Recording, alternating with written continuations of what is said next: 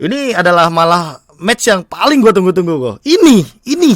Dan gue berharap ini di grand final. Tuhan, salah dong prediksi kita, please. Indonesia juara, amin. Iya.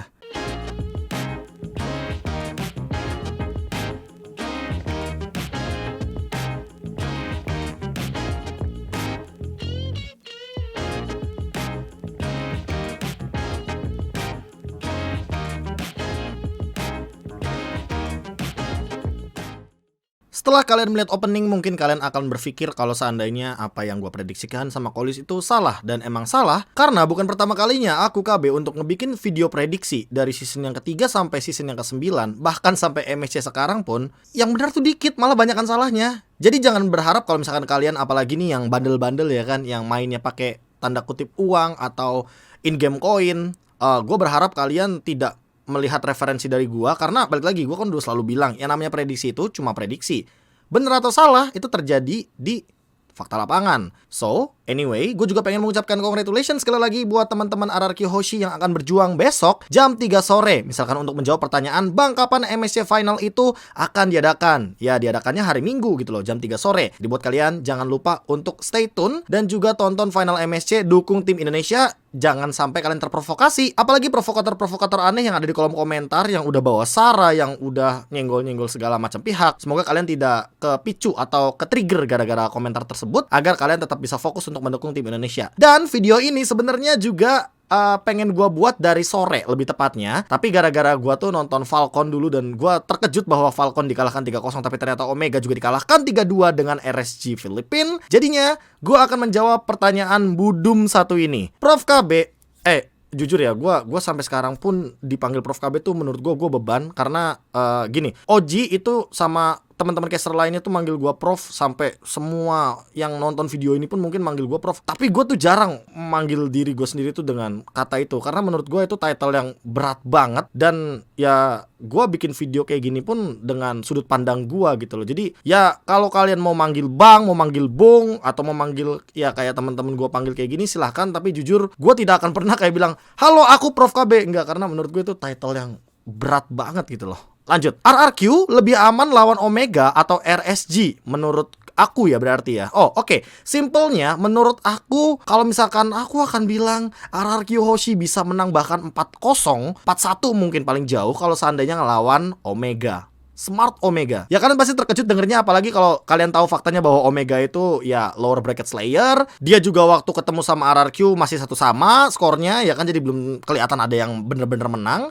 Tapi kenapa gue bisa bilang dan gue bisa yakin kalau seandainya RRQ ketemu Omega, RRQ menang di MSC. Tapi bukan berarti ketemu RSGPH kalah ya, enggak. Gue bahkan mau bikin video ini tuh dalam artian gue pengen ngasih dua gambaran, dua tim ini, Omega dan juga RSG, yang emang powernya tuh kelihatan berbeda banget. Apalagi kalau misalkan ngelawan RRQ Hoshi. Tapi gue tidak akan nge-breakdown dulu nih bahasan RRQ kenapa bisa menang lawan RSGPH di upper bracket, apalagi dengan beberapa hero yang mungkin menurut gue nanti akan gue bahas dikit, akan gue senggol sedikit, tapi tidak akan gue bahas terlalu detail. Karena kalau gue bahas terlalu detailnya soal RRQ, itu baru tuh gue bocorin rahasia RRQ tuh. Walaupun bisa dibaca ya sama analis, tapi makin lebih jelas lagi kalau seandainya itu bener-bener strategi yang emang dipersiapkan sepertinya oleh Viel, Acil, dan kawan-kawan di RRQ Hoshi ketika berhadapan sama teman-teman dari Filipina. Karena itu bener-bener satu kelemahan Filipina yang memang selalu kelihatan. Kalian bisa tebak, coba terus di kolom komentar, satu kelemahan Filipina yang bener-bener kelihatan dari dulu sampai sekarang. Walaupun dia kuat macro playnya, dia kuat counter setupnya, dia beradaptasinya kuat banget, tapi ada satu kelemahan kok dari tim Filipina, dan itu terlihat banget. Bahkan di MPL Filipina juga terlihat. Silahkan tulis di kolom komentar kalau kalian punya opininya yang baik-baik ya. Karena dengan menggunakan kata-kata yang baik, nanti kalian juga akan menyampaikan opini yang baik, biar tidak ada yang ke-trigger atau yang tersinggung sama sekali. Oke, langsung ke inti videonya. Perbedaan Omega dan juga RSGPH kalau misalkan dari sudut pandang gue pribadi. Dan kalau misalkan pertanyaannya dengan simple, ya kayak tadi ya kan, kira-kira buat RRQ Hoshi lebih aman lawan Omega atau RSG? Pasti banyak dari kalian yang akan bilang RSGPH. Bener nggak? Karena emang kenyataannya RRQ Hoshi menang 3-1 di upper bracket ngelawan RSGPH. Itu faktanya. Tapi nggak tahu kenapa, gue bisa bilang kalau seandainya dengan match yang udah lewat berkali-kali kita lihat kayak Omega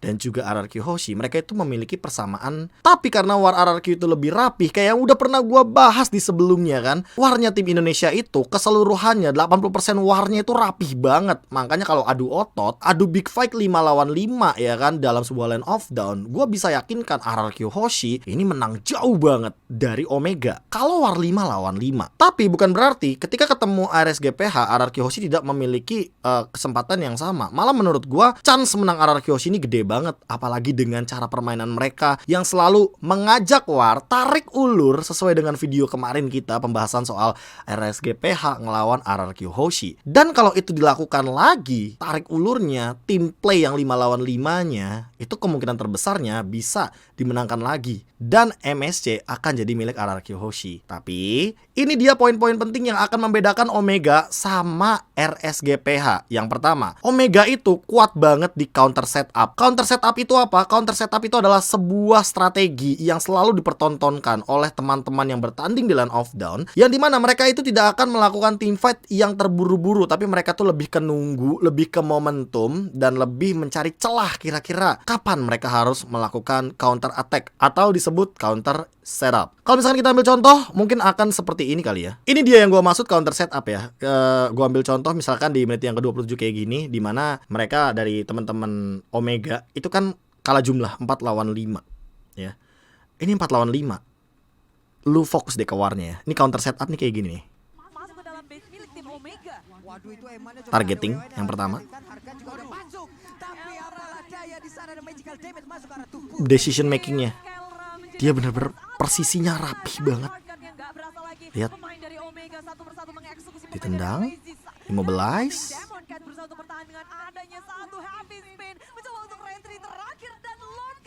retri, yes, dapat emang lordnya RSGPH. Tapi apa yang terjadi? 4 lawan 5, lu bayangin RSGPH itu bisa kalah dan mati 4. Itu counter setupnya, itu tuh menurut gue yang jadi powernya Omega. Kenapa kalau gue bilang Omega bagus kok bang mainnya counter setupnya, kenapa kalau misalkan ketemu di final sama RRQ lu jagoin RRQ? Menurut gue gini, counter setup yang dilakuin kayak gini sama Omega itu dilakuin juga sama RRQ Hoshi waktu mereka ketemu di upper bracket. Ini adalah match keempat, dimana ini adalah match kemenangan buat RRQ Hoshi. Ada satu momen dimana menurut gue pribadi kalau seandainya RRQ Hoshi ketemu sama Omega atau disandingkan dengan Omega, masalah counter setup itu mirip banget. Mirip banget. Ini tapi bedanya 5 lawan 5 ya. Dan lihat gimana kondisinya pas teman-teman dari RSGPH itu dapetin Lord secara paksa. Lihat counter setupnya ya. Lihat counter setupnya. Inisiasinya selalu dimulai sama RSGPH. Mereka dapat pakai enhance chain, apalagi tau lah di Mount Kite pakai Julian gini, dapat lagi kan. Oke, lihat warnya. Lihat warnya. Lihat warnya. Targetingnya itu lebih rapih menurut gue. Ngerti nggak? Ini counter setupnya. Lihat tuh, langsung di reward manipulation lagi. Padahal mereka tadi udah ngeluarin banyak source skill, tapi mereka langsung ngebuyarin lagi. Makanya gue bilang dengan counter setup yang lebih rapi daripada Omega ya kan. Kalau seandainya RRQ Hoshi ketemu sama Omega, chance RRQ Hoshi buat menangin grand final itu lebih gede lagi. Ini baru satu alasan loh. Ini baru satu alasan ya. Nah tapi RSGPH ya kan, kalau misalkan ngomongin soal RSGPH, kalian juga harus lihat, gue maksudnya nggak harus lihat komen, cuekin kolom komentar. Kalian harus lihat dari game yang kelima deh. Gue lupa di menit yang keberapa waktu mereka ini deh kalau kayaknya. Oh ini. Iya ini war terakhir menit 15, benar. Ini adaptasi RSGPH itu menurut gue ngeri jujur. Gue jadi inget, gue tiba-tiba ya sekelibet tuh kayak inget kata-katanya V-Wise, tahu nggak lo? Bukan V-Wise, si Venus, sorry. Oh my Venus. Kita tuh nggak bakal dikalahin sama tim yang sama 2 kali. Dan itu mereka ngomong di lower bracket. Ini makanya nih gue berharap ya adaptasi RSGPH ini adaptasi pas mereka lawan Omega aja nih. Apalagi ngomongin counter setup yang sebenarnya main kiting, main tarik ulur, main counter setup itu emang mirip-mirip, ya kan? Nih lihat nih. Adaptasi mereka itu mereka malah tarik ulur balik. Ini gue benci banget. Gue harus ngomong benci tapi gue harus jujur gitu loh. Lihat kayak mereka tuh numbalin satu, mereka tahu timingnya oke, masih ada sekitar 20 detik lagi kok. Demon Kite muncul, kita freeze land. Kayak gitu doang loh. Terus kenapa menurut gue adaptasi mereka tuh cepet banget? Lihat di sini. Ini pas yang gue bilang tadi ya, pas mereka masih ada waktu 20 detik sebelum nantinya Demon Kite muncul. Dan alhasil ketika 4 lawan 5, lihat apa yang dilakuin sama teman-teman RSGPH. Mereka cari satu pick off, ya karena emang kebetulan mereka main pick off, dan tarik ulurnya berhasil. Kenapa? Karena ini ngeluarin semua potensi Omega di luar base-nya. Padahal ya, ini kalau Omega stay di base berlima, mereka bisa defense karena gak ada Demon Kite. Tapi karena tarik ulurnya nih RSGPH, ya kan? Gue gak ngerti kenapa orang-orang di pro player itu adaptasinya cepet banget gitu loh. Dan ini yang jadi penutup kemenangan mereka kan, karena mereka adaptif banget dengan gameplaynya. Ini kelebihan RSG. Kalau lu nanya kenapa gue bilang kalau ketemu Omega itu bener-bener kayak it's in the bag lah, it's in the bag man. Apalagi dengan ya yang kemarin sempat rame kayak Zapnu versus Everybody lah. Padahal kenyataannya emang ya aneh aja sih menurut gue kalau seandainya Zapnu itu terlalu mandang sebelah mata tim Indonesia, by the way, soal RRQ Hoshi juga. Makanya jujur ini bakal jadi game yang sangat amat menarik untuk disaksikan. Apalagi dengan tadi kemenangan jelas banget buat RRQ Hoshi 3-1 ya kan. Cuma gue berharap juga RSGPH nih adaptasinya gak secepat yang kita kira lah. Karena balik lagi sih kalau ngomongin soal adaptasi, RRQ juga adaptasinya kuat. Warnya aja nih ya kan, kayak gue bilang. Kalau ngomongin war 5 lawan 5, boh suka banget gue kalau nonton tim Indo. Baku hantamnya rapih. Kagak ada tuh sama sekali mistake, kagak ada tuh sama sekali yang namanya targeting miss tuh gak ada. Serius, yang namanya team fight kalau tim Indo adu otot ya, gua akuin. Kelebihan kedua menurut gua, ini kalau misalkan ngomongin dari pool hero ya. Pool hero RRQ Hoshi luas ya. Sama kayak Omega, tapi lu coba nilai deh, rate deh. Kalau ngomongin soal mekanik, tim Indo selalu itu dipandang kayak paling tinggi. Dan itu gue setuju banget. Kenapa? Karena kalau ngomongin soal mekanik, adu team fight, gue akan bilang tim Indo itu rapih banget mainnya. Omega itu pool hero-nya juga luas sebenarnya, sama kayak tim Indonesia. Tapi yang kayak gue bilang tadi, kalau RRQ Hoshi ketemu sama Omega, mereka bakal lebih powerful karena big fight 5 lawan 5-nya ini yang bakal jadi sebuah keuntungan gitu loh. Nah tapi kalau misalkan ngomongin RSG ya, ini jujur ngomongin RSG, mereka tuh lihat hero-nya nggak jauh-jauh dari upper bracket, iya kan?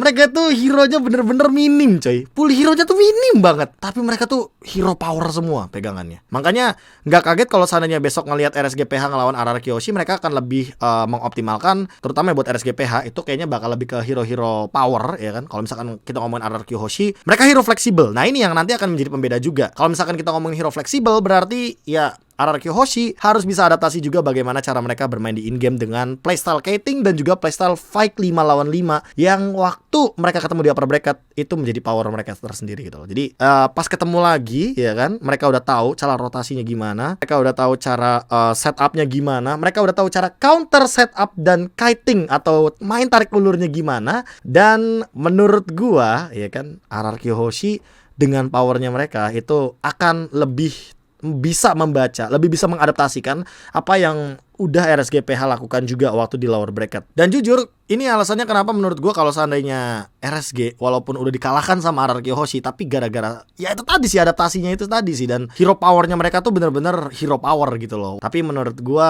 lebih ke respect aja sih, kayak misalkan respect band mungkin ke arah Franco yang akan terjadi, atau nanti respect bandnya bakal ke arah Akai, karena jujur ngelihat counter setup itu bisa dikontes sama Akai yang cooldownnya cepat dan dia lumayan ngeganggu juga buat seandainya hero-hero yang mau ngelakuin big fight invade gitu loh. Poin yang ketiga yang mungkin akan aku bahas adalah dari pemainnya, yaitu adalah kalau Omega itu powernya ada di Kelra, kalau RSG Philippine itu ada di Light gitu loh. Jadi ini dua hal yang sangat amat berbeda, dan menurut gua kelebihannya Omega itu main di late game. Ya kalau misalkan kita ngomongin soal late game, ya jadinya war 5 lawan 5. Tapi terbukti RRQ Hoshi di late game mereka kontrol untuk lane manajemennya itu nggak main-main. Mereka bahkan R7, lu lihat di R7 gimana caranya dia sebelum war, sebelum ngelord itu mereka selalu motong yang namanya minion, ngeproxy minionnya sampai ketemu 2 orang sekaligus pun dia nggak mati. Tapi menurut gua dengan powernya di Kelra, otomatis kelebihan Omega itu lebih kayak one man army gitu loh. Dan menurut gua ketika semua terfokus ke Kelra,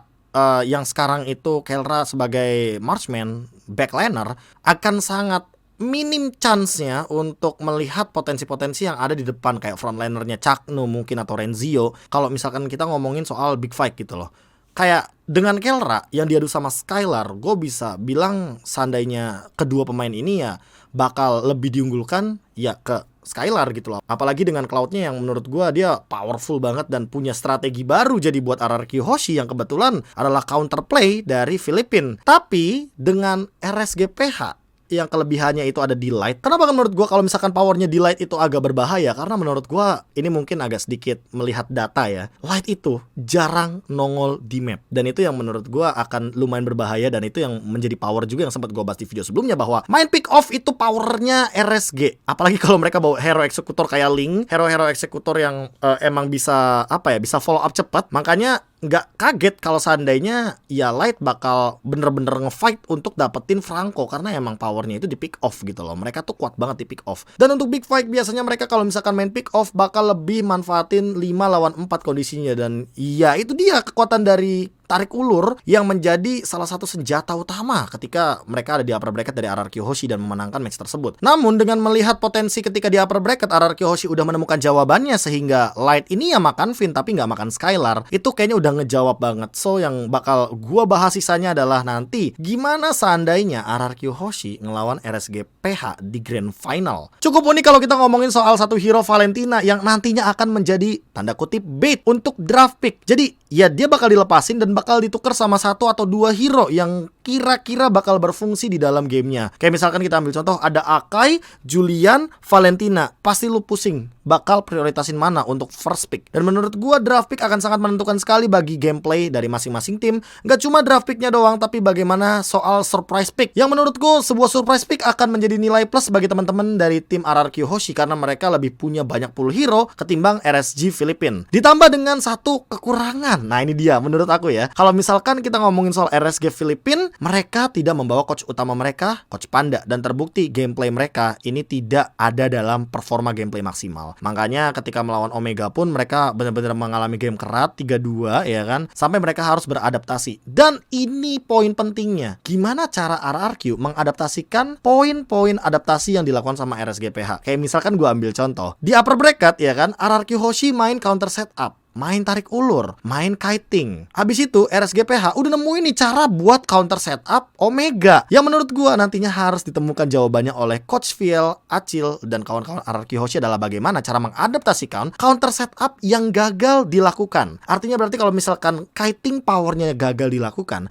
apa yang harus mereka lakukan? Apakah mereka bakal melakukan stronghold defense? Jadi 5 orang ngelakuin defense bebarengan ya kan? Karena kita tahu kalau ngomongin soal defense, war 5 lawan 5 RRQ Hoshi itu powerful banget karena menghindari pick off yang akan dilakukan sama Light salah satunya sebagai contender power dari RSG Filipina. Dan ini yang mungkin akan menjadi salah satu celah juga kalau kita ngomongin soal late game. Kalau ngomongin soal early game kayaknya nggak perlu diraguin lagi. Tim Indonesia itu kuat banget di early game. Mereka so far so good buat main agresif. Dan menurut gua game ini ya gue juga berharapnya lebih tepatnya akan membawakan kemenangan kepada tim RRQ Hoshi. Karena balik lagi, terakhir kita menangin MSC itu 2019 dan itu adalah momen dimana teman-teman Onyx Esports ngangkat piala MSC. Kalau ngomongin soal Grand Final, RRQ Hoshi sering banget kalau misalkan mereka ada di Grand Final. MPL Season 5, MPL Season 6, MPLI, M1, mereka ada semua di Grand Final. Tinggal gimana caranya mereka bermain luas tanpa adanya tekanan. Karena menurut gua yang akan menjadi masalah nanti di panggung adalah bagaimana pressure yang nantinya akan mereka alami. Karena balik lagi, kalian gak bakal ngerasain pressure tersebut atau tekanan tersebut karena tekanan tersebut hanya ada di dalam stage. Dan gue berharap mereka main luas aja, main santai aja kayak waktu di upper bracket ya kan. Anggaplah fokus aja ke gamenya, jangan mikirin next game, jangan mikirin game yang sebelumnya, fokus ke game saat itu. Karena balik lagi yang akan mereka pertandingkan adalah Grand Final Best of 7. Stamina dan juga tenaga itu diperlukan banget. Dan gue berharap yang terbaik untuk Indonesia dan juga yang terbaik untuk yang menang. Anyway, itu aja poin-poin penting yang bisa aku bahas untuk di video kali ini. Semoga kalian nanti sedikit ada gambaran untuk Grand Final. Apalagi ini adalah rematch untuk tentunya pemenang dari MPL Filipina ada RSG Filipina dan MPL Indonesia ada RRQ Hoshi. Kiyoshi. May the best team win. Dan buat kalian bisa tulis di kolom komentar kira-kira game ini bakal selesai 4-3 atau 4-2 atau bahkan 4-1 atau bahkan 4-0 jangan-jangan buat RR Kiyoshi. Dan kalian juga boleh tulis di kolom komentar kira-kira opini kalian soal grand final kali ini. Aku KB, mohon pamit undur diri dan sampai jumpa lagi nanti di Meja Caster jam 3 sore hari Minggu.